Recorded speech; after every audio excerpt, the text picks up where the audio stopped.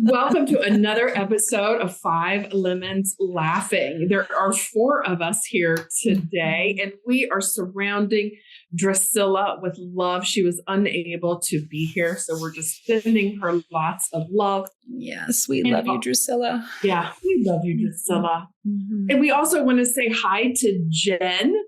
We know that you listen to us, and we love you and thank you for letting us know that you are listening.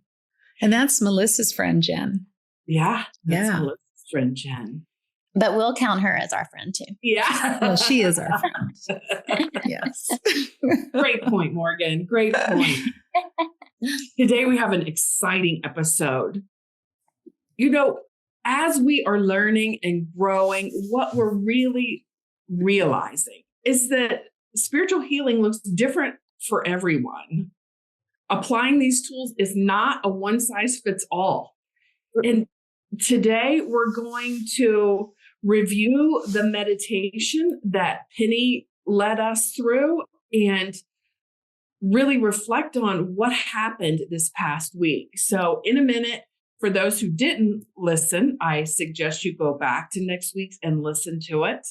And for this episode, Penny's going to explain a little bit what we did so you're not lost. Melissa and I actually did the meditation and had some, I don't know about Melissa. We haven't talked about it yet, but some stuff got stirred up for me.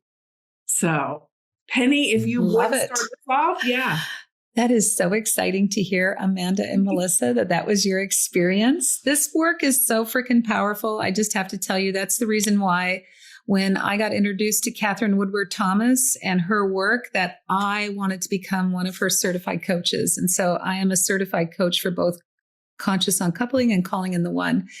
And so last week, and like Amanda said, go back and listen and do the meditation for yourself. Because it's powerful.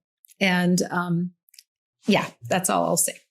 And then you'll understand everything that we're talking about today. Morgan, unfortunately, was traveling back to the USA last week. And so she did not have the opportunity to do it. And she is, of course, going back and listening to the episode as well and doing it for herself.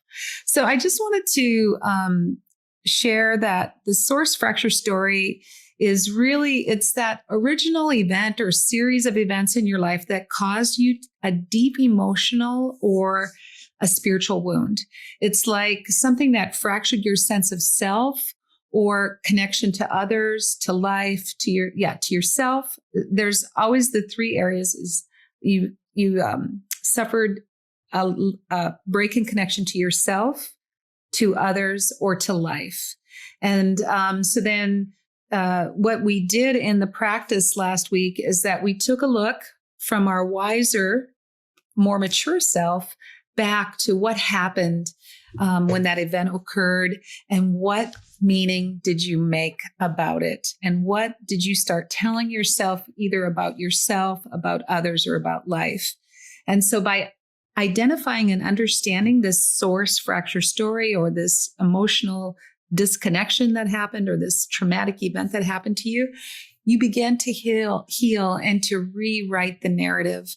It allows you to grow and to transform your life. And that's what Amanda and Melissa are going to share with us today, just in that 20-minute practice or 15-minute practice we did last week, that they've had tremendous growth and stuff coming up. Yeah.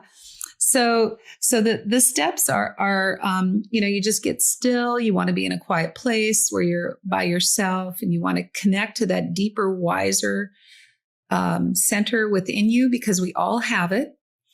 And then you want to start thinking about what are those old beliefs that you have that are running, like I am, for example, for Amanda, what was your source fracture story that we were working with that you identified last week, Amanda? Yeah. So the word source fracture story is a little bit out there for me, right? So I think of it as like this memory that came up, right? Mm-hmm. So the memory that came up for me was I was super little, right? Because my parents got divorced when I was 3, and I remember my dad leaving. Like we lived in a duplex, like random stuff, right? There was an upstairs and a downstairs. I was upstairs, and I remember the screen door slamming. And that's the memory that came up, right? So that's how the word that I would describe it. It's just like this deep memory. Mm-hmm. So that was the memory. And then you made something mean about when that screen door slammed. So what was the meaning that you made of that? Yeah. So my adult self made a meaning. Like, I don't know what the kid did, but like when we were going through that meditation, like my brain now registers it as conflict means leaving, right? Any type of conflict means loneliness. So that's where it was. So I don't know what happened. So I'm assuming there was a big fight and my dad left. And then that was that, right? Yeah. So I'm asserting that your little girl made that up. Yes. And your adult self has been operating under that premise since then. Yeah. I mean, it really has. Like, I can look back at my life and like, no, I'm not going to say anybody really likes conflict, right? But some people are more comfortable speaking their truth, standing in their power. Like, if you don't like me, that's fine, right? Like for me, it was different. Like, I wanted to get along. I wanted everybody to be happy. I didn't want to have any difficult conversations, right? Like, so I can see how that has like a little undercurrent. Mm-hmm. And I can see it now because of the healing of the work that we're doing. And also I'm 53. Are you? I am. I'm 53 now. And right. Like, so I like the way you describe like our more mature selves, right? So I can I have the experience of time to look backwards through a different filter. Mm-hmm. Yeah. And when you go ahead, Morgan. Well, I just am wondering if our listeners and myself, when we go back and listen to the episode, will we be able to participate in the meditation by listening to the episode? Yeah, it was a great meditation. Like, it was really, Penny took us through the meditation.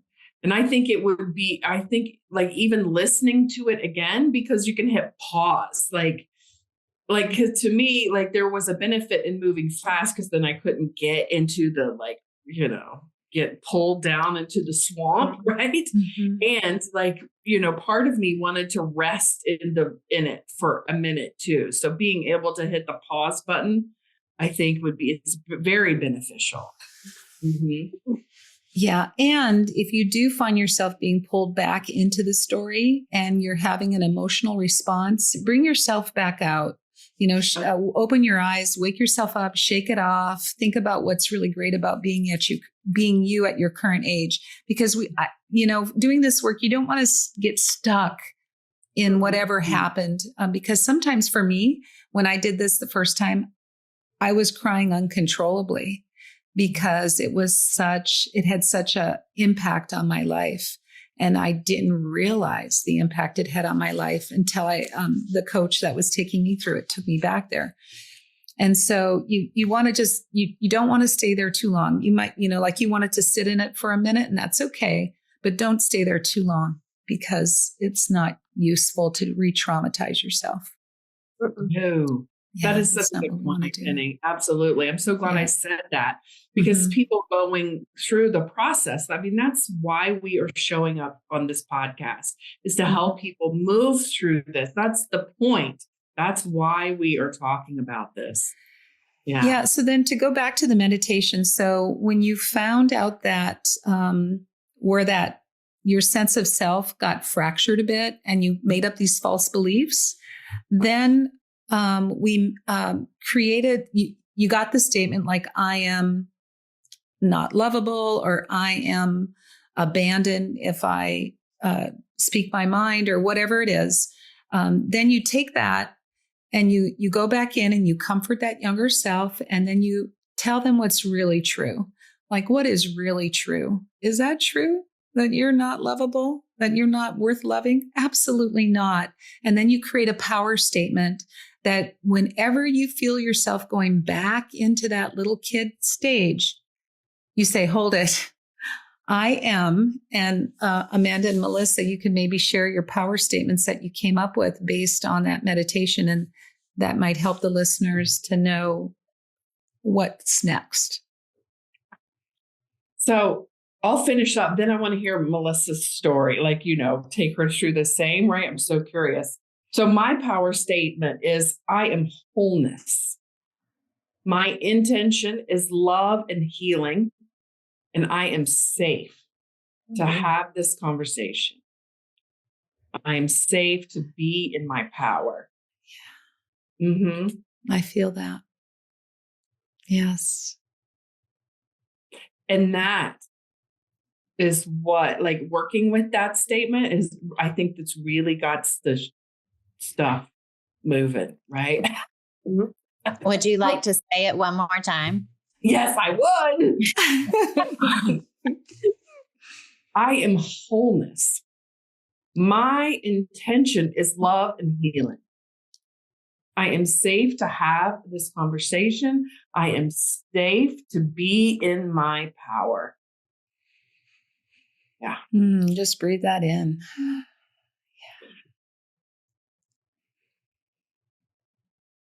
Let it go into every little cell that you have, Amanda. Amanda? Yeah. Amanda. I just made a new name for you. Amanda is in her power. No. Amanda.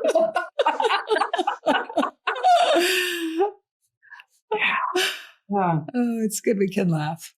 It is. That's the whole point. Yeah. So Melissa. Yeah. Oh, yeah. Let's shift to Melissa before we get into what happened to this week. Kind of like share your experience. All right. Well, I just want to say, I have been telling people about this, and I have been telling people very openly. Well, I figure I just, we put it on the air. I will just be honest about it. Mm-hmm. Like my fracture story was, no one loves me. And so I have been taking that through my life for 54 years. And well, I guess when last week we talked that this kind of felt like it happened around 4 years old. So 50 years, I'm ahead. But anyway, I feel like when I tell people that story or that belief I had, they can't believe it's coming out of my mouth. And I just feel like, I'm a grown woman. I'm very functional. I'm successful. I'm competent. I'm a mother. I'm a wife. All that kind of stuff. You're resourceful. You're creative. Yeah. No, you're beautiful. Thank you. Yeah. But it's what has been operating so much behind the scenes of like my self-esteem, my self-worth, all of that. And it was like super aha. Like, oh my God, this is like a huge, huge thing for me. And so I took that story, no one loves me, and I'm looking up above my computer because I printed it out and bolded it and gave it a shadow and printed it out. So it's like this big on my board, and it says, I am completely loved and my wisdom is my power. So yes. Yeah, just take that in. Yes. Read it again. This is your power statement. Yeah. My power statement. I am completely loved, and wisdom is my power. So these statements, I just want to interject this for a moment. So whenever you feel yourself going back to feeling that you're not lovable or that people are going to leave if you, conflict means loneliness, which was Amanda's. Anytime you feel that coming on, these statements, you say them to yourself and they wake you back up to where you are today. So they are designed they have to wake you up. Because when you start going back to that 4-year-old or 3-year-old or whatever year old it is, you are back asleep. You went back to sleep. So you need to be woke back up. So this is beautiful. So go ahead, Melissa. I'm sorry. I just wanted to state that. No, I was going to say too, I've done a lot of inner child work, and I would love to have had this throughout that process, because I remember starting a lot of that work and thinking, I don't know what I'm doing, even as an adult. I'm not equipped, even as an adult. Like going back to your inner child and saying, you're okay. I'm an adult now. I can take care of this. I would still have that little voice in my head saying, no, you can't.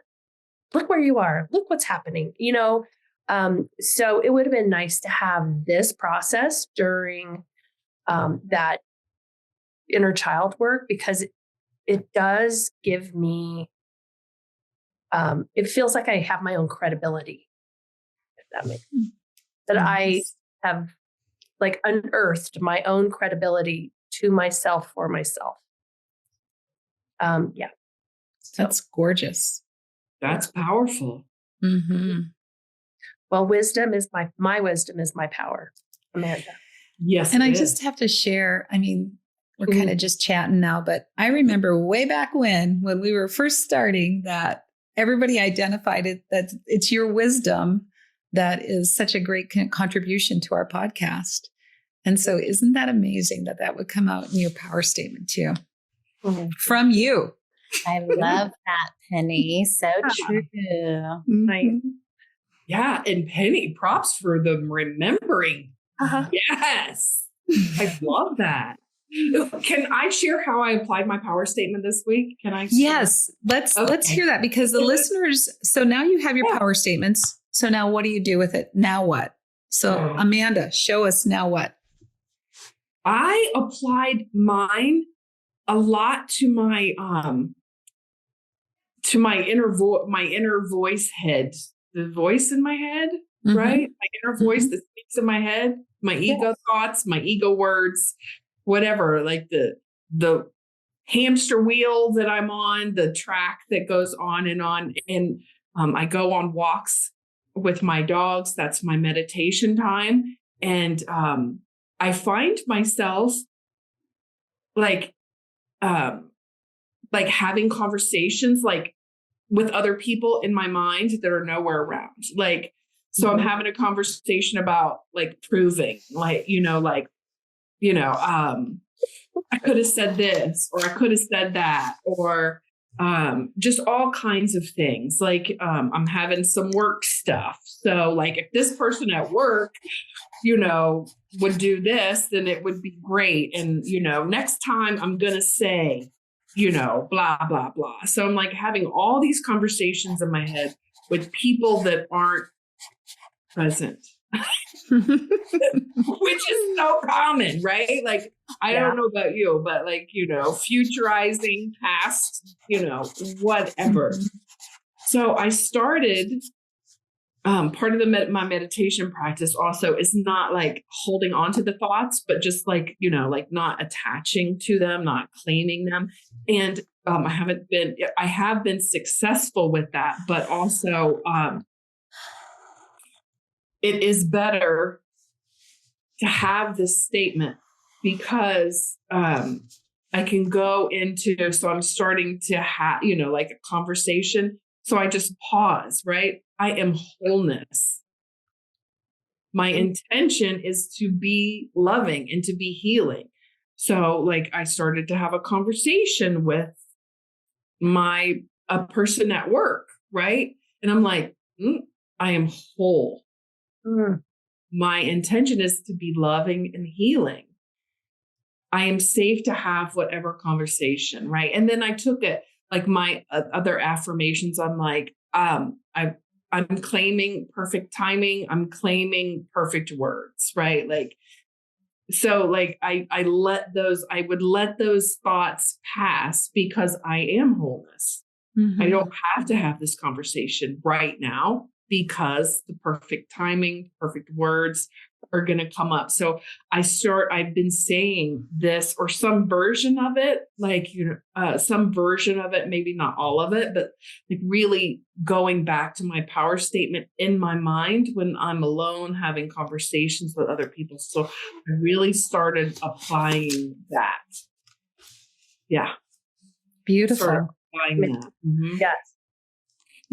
That's awesome, Amanda. And Yeah. I'm wondering if some of those voices that you're hearing might be that little girl. She might be the one that's saying, you know what? It's hard to have these conversations with these people. Why, or whatever. But just think about it. It could be that little girl that is driving those conversations when they happen as well. And so that's beautiful that you're using your power statement to interrupt it. Yeah. And to change the direction. Yeah. That was my big tool because part of it is like, I'm safe to be in my power, right? I'm safe to be in my power. Yeah. Mm-hmm. Beautiful. Penny, I can just hear you scribbling them Post-it notes. We're going to have a great Post-it note thing happen. I can't wait to hear them later. Yeah. They're very simple ones that you came up with, Amanda. Yay. I love it. I can't wait to hear that. Okay, Melissa, so how did you apply it this week? Morgan, did you have a question? Were you going to say something? Okay. So, Penny, you might have to mute yourself when you're writing. Mm-hmm. Sorry. Okay. Yeah. I'm done. Yeah, we love that. I'm like, can't wait to hear what she's writing about. So I also used it. And I also, like I said, told people about it. And I have a business coach helping me exit from my company and that kind of stuff. And so I have had 2 appointments with her in the week from last week. And so I told her about it, and it has been coming up through each session over and over. I mean, a lot of my behaviors within work and business get filtered through no one loves me. Mm-hmm. And so she and I have been working to turn those things around, and it has made such a difference. So I went to a party and I decided I'm going to just be authentic and that kind of stuff. And that kind of stuff. But, really feel into that. I don't know if I've told you that. Have I told you that already? But I could see that it wasn't ruling this conversation that I was having with this one person. So I allowed the conversation. I just surrendered and just said what was on my heart. And this conversation just flowed, and it was so beautiful. I mean, it was amazing. And it had like this taste of what it's like to not come from that place. And then today I had a business coaching session, and she was saying, before I get on very like intense calls or big calls, she's like, use your power statement and get really grounded so that when you are you have your power. Because sometimes I think in some meetings, I like maybe disassociate or just kind of like brain fog out because I feel like I'm not saying the right thing or I'm watching what I'm saying so much, so it's been helping me that way as well. So it's just been this like one thing after the other, and it's been feeling a lot like flow. Awesome. Yeah. I love the story about having the conversation at the party. I felt myself expanding as you were sharing that. Like, it just feels like that kind of blissed out, lit up feeling that we only experience when we are really aligned with our true self. Yes, totally. And I was like, and my dreams are, and I'd like to. It was like just going on and on. And this guy was actually, it's Jen who listens to our show. It's her husband. Oh, Yay. Full circle. And he was just so like mirroring me through the whole conversation. And so I was watching the conversation happen and I was in it. And it was so, so cool. And it has like opened something for me. Yeah. It sounds like that kind of like high that people try to get from drugs. That is like really our natural state. And like you figured out how to switch that on. And it was freedom. It's freedom. So beautiful. Melissa, I do want to chime in now because I had that same sense of freedom is a great way to describe it. So this was on Tuesday. I've, consciously practicing that, using my statement in my mind. So Saturday rolls around and I just had a beautiful day. Like, I really listened to my intuition. I went to a yoga class. I went horseback riding.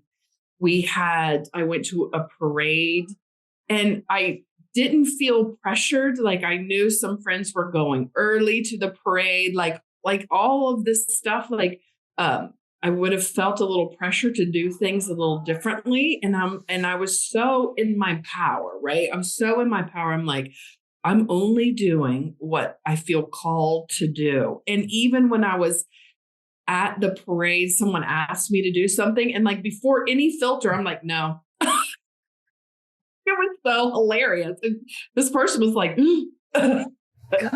She tried to talk me into it. And I'm like, no. It was just really natural. And people that I haven't seen in a really long time, when they walked up to me, I could just see it. Like, something was going on with them, right? And I could just feel it. Like, I was so in my power that these people came up to me and I'm like, how are you? And they just like really unloaded, right? They've been having trouble. Like, one of their kids was really sick. Like, the past 3 months, I haven't seen them in a long time. They were really struggling. And I just stood there in my power and they're like, thank you for letting, both, it was a husband and wife. They're like, thank you for letting us dump. I'm like, it wasn't a dump. I was like, I'm so glad that you felt comfortable sharing. Right.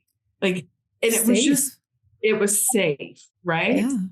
And then later on that night, there was another party to go to. Like, I left my house after dark, which I hardly ever do. And I got to this party and it was really nice, intimate setting. And after about 30 minutes, I'm like, I'm done. Right. I didn't feel any pressure. First of all, I didn't pressure myself to go, but I wanted to go. And then I didn't feel any pressure to stay. I'm like, I just dipped after 30 minutes. I'm like, I got to go home. And it was just amazing so it was freedom. I just love that word, Melissa. It was freedom. It was flow. It was standing in my authentic self. And then the vibration was so high on Saturday night. On Saturday night, I had this like powerful dream that, like, these people were brainwashed and trying to hold me and capture me. And like, I was the only one that wasn't brainwashed. Right. And I was getting away and it was like levels, right? I was like trying to get away and I would go up and up and up. And then finally, like the way dreams go, I started like flying and people were chasing me.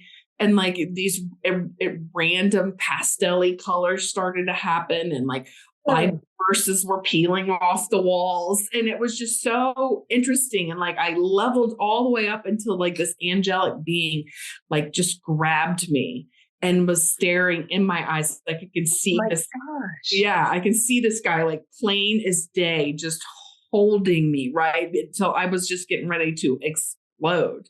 And like I've had dreams about being held down and all this stuff, but I feel like I up leveled, right? I really did my vibration. Yeah. You broke free. I did break free. And the next day, like I'm still recovering from that, right? Like I really wanted to share this part because I reached a plateau. I reached this level and then like my whole body is in shock now. Like Sunday, like I didn't want to leave the house. Like I actually just went to see River and just sat on him for like 10 minutes and came home and I slept. Like the past few days, I've just been like, woo, my body is tired. Well, whenever you have a spiritual healing, you need to treat it as if you actually had like a surgery and something was removed and now you need to give yourself time to heal. So I love that you're taking care of yourself, Amanda. Yeah, because that's part you don't really heal. You don't hear about that part very much, right? Nobody tells you about like the recovery from your spiritual healing. Yeah, and Yes. Yeah. Mm-hmm. I mean, it's so true. There can be a rebound if, if you don't take care of yourself properly. Yeah. Well, I got sick the day after, like really sick. And then about that day, I just kept telling my husband, I cannot sleep. I was like taking some melatonin to sleep, like dart myself down, like knock myself out. And I'm a sleeper and I couldn't sleep. I was waking up. And I have not been tired all day. Like I'm just been like, ding, high energy with being sick, but then I got sicker. But my bells are going off with why I couldn't sleep. And I honestly was like, there is something weird going on with me because I cannot sleep.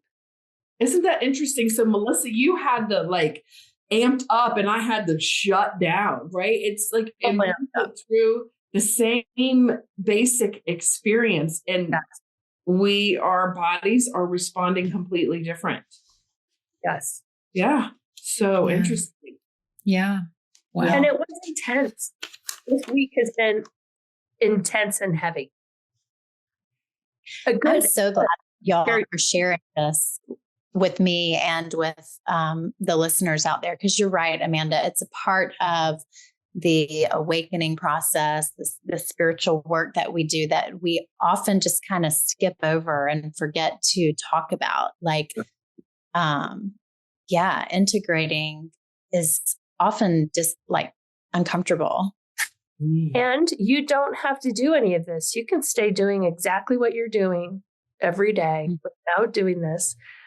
And you can go to your grave doing things without spiritual practice. It's okay.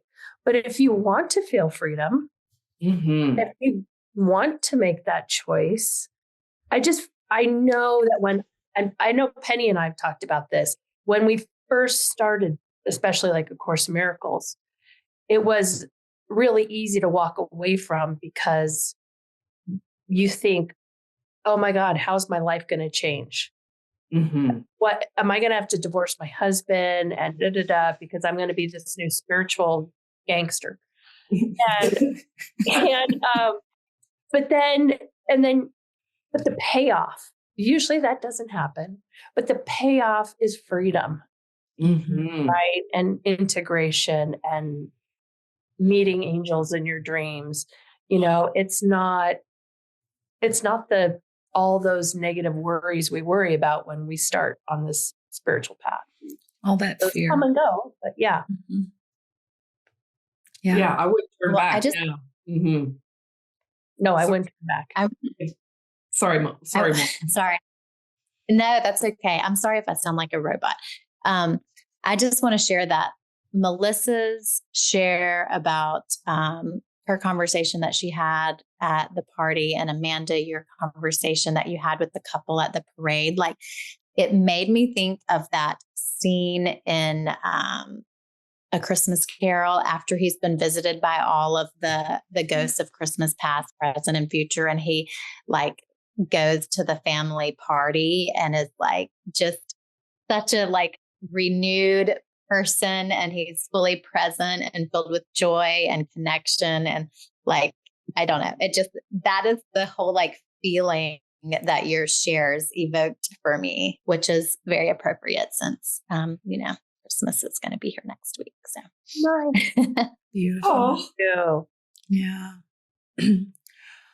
Wow. So this has been quite an episode. I just love the experience that the two of you had. And I can't wait to hear your experience, Morgan, and Drusilla, when we get a chance to do it with her too. It is powerful, powerful work. And so, like we said earlier in the episode, if you haven't had a chance to listen to last week's episode, go do it and then come back. Well, you've already heard this whole one now, but yeah, just go do it and then listen to this one again. And of course, share, leave a comment and let us know how this experience assisted you. I just have 2 Post-its, and they're from the very beginning, Amanda. And the first one is, spiritual healing looks different for everyone. That's all I was scribbling down. The spiritual healing looks different for everyone. And applying the tools is not a one size fits all. And that was just really evident today in our podcast. And so, just really, so I feel so blessed and honored to be able to share this tool with you all and to hear your experiences. It's just, it's inspiring, really inspiring.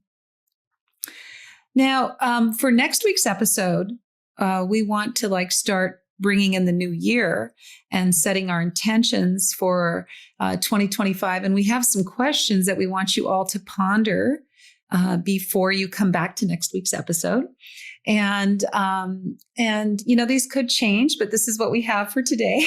What brought you the most joy and fulfillment in 2024? Just think about that. What was it that brought you the most joy and fulfillment in 2024? And then how can you carry that energy into 2025? Let's keep it moving forward. Like this experience that Amanda and Melissa just had. I mean, let's bottle that.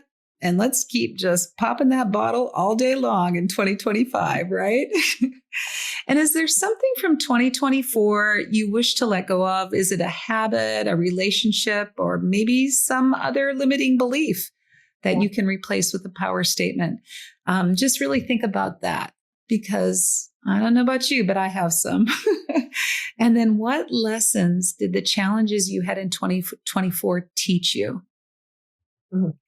Because, we need to harvest the learning and then move on. And until we harvest the learning, the challenge is going to repeat itself over and over again. And it'll get louder and louder. And then, of course, pardon me, Amanda? That's Groundhog's Day. Yes, exactly. And then, we are the 5 Lemons Laughing, and we're on our spiritual journey. So we're really curious, how did you nurture your spiritual connection in 2024? And how can you strengthen it in 2025? So those are just a few of the questions. We'll ponder them together. We'll come prepared to talk about those. And we hope that you can also ponder them and, maybe share on our Facebook or in our website, or, if you're watching this episode on YouTube, please subscribe to our channel and like the video and leave a comment. We would love for you to do that. And if you're listening to us on Apple or Spotify or one of the other podcast platforms, can you rate us and review us? That helps people find us. And so, so we really appreciate you all. And during this holiday season, please take really good care of yourself and just continue to spread love and joy as best you can. Any Mm. final comments from the rest of you? Not from me. We love you. Thank you, Penny. Yeah. Yeah. Thank you. Have a really beautiful rest of your day. Bye. Bye. Hi, everybody. Bye-bye.